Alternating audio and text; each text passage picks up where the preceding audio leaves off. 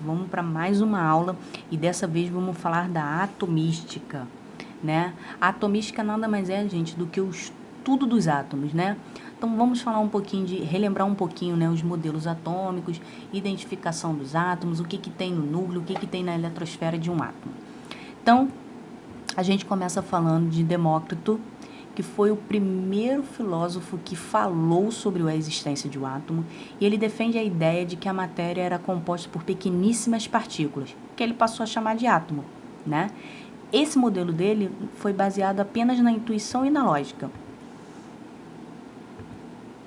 Toda matéria é constituída por átomos e ele é vazio, ele não era compacto. O átomo é uma partícula pequeníssima, invisível, que não pode ser dividida.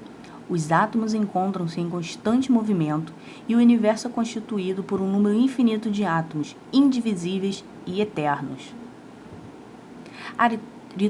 Aristóteles jogou por terra o modelo de Demócrito porque ele acreditava que a matéria era constituída e composta por 4 elementos: ar, água, terra e fogo. Dalton, anos depois, ele ressuscita a teoria atômica, mais precisamente em 1807, né?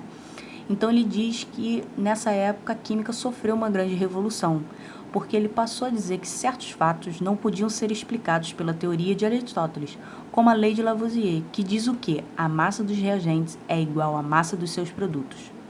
Para explicar esse fato, Dalton propôs em 1807 o seu modelo atômico. Ele dizia que o átomo era uma esfera rígida e indivisível, que ele chamou de modelo de bola de bilhar, e os átomos do mesmo elemento são iguais entre si e têm a mesma massa. Thomson, alguns anos depois, ele já descobriu a primeira partícula subatômica, o elétron, através de que, gente, ele realizou um experimento dentro de um tubo de raios catódicos. Esse tubo ele se assemelha com os tubos dos televisores antigos, né? Nesse tubo eram efetuadas descargas elétricas através de gás rarefeito. Olha como é que era esse tubo, gente, para vocês verem. Estranho, né?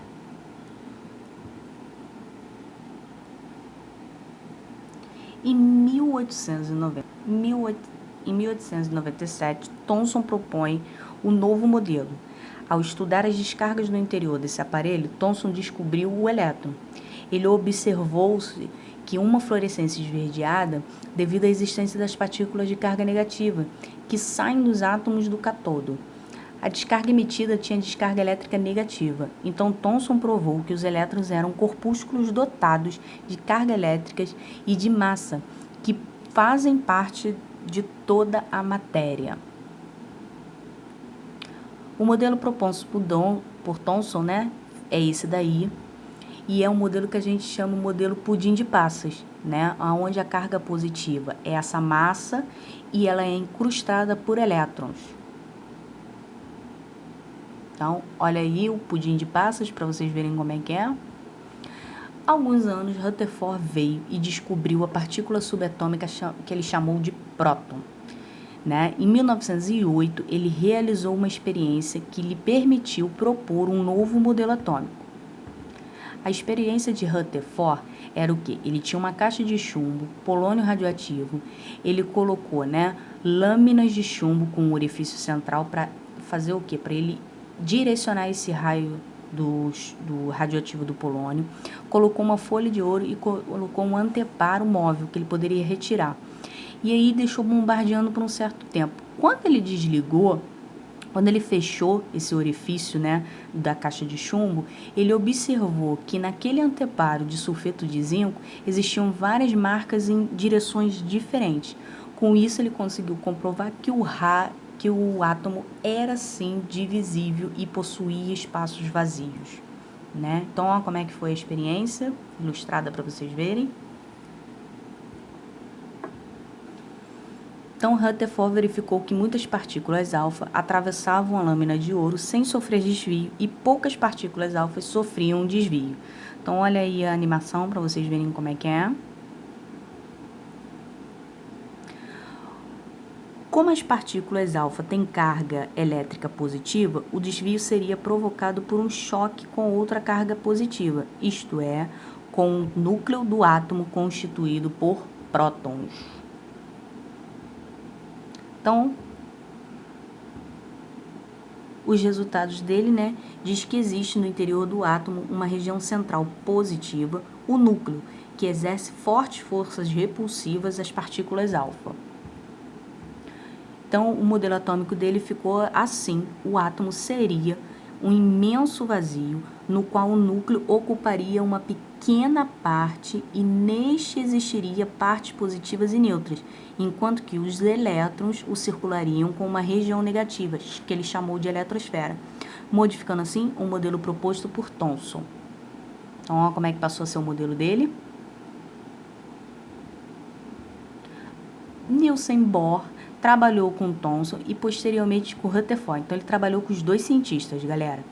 Tendo continuado o trabalho desses dois físicos, ele aperfeiçoou em 1903 o modelo atômico de Rutherford. O primeiro postulado de Bohr diz que a eletrosfera do átomo está dividida em regiões denominadas níveis ou camadas, onde os elétrons descrevem orbitais circulantes estacionários de modo a ter uma energia constante, ou seja, sem emitirem nem absorverem energia. Então, olha como é que é as eletrosferas.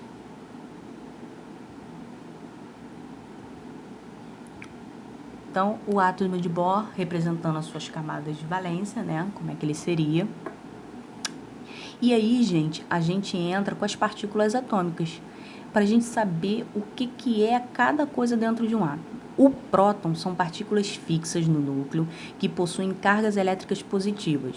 Os nêutrons são as partículas fixas no núcleo que contêm carga que não possuem carga elétrica, ou seja, carga nula. E os elétrons são as partículas negativas. Lembrando que normalmente o número de prótons é igual ao número de elétrons e dizemos que o corpo está em equilíbrio.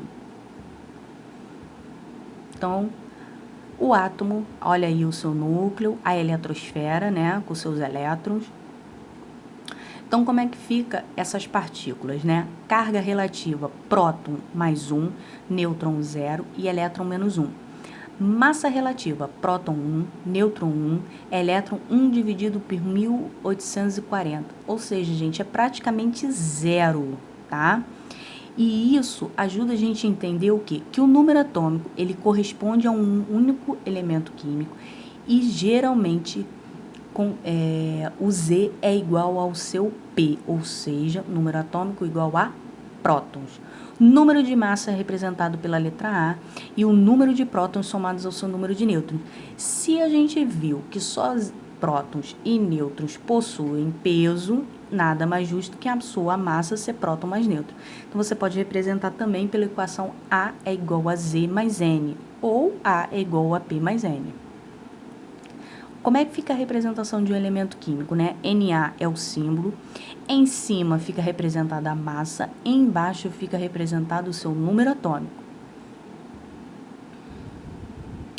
Átomos neutros têm o número de prótons igual ao seu número de elétrons. Agora, os íons é quando ocorre um desequilíbrio.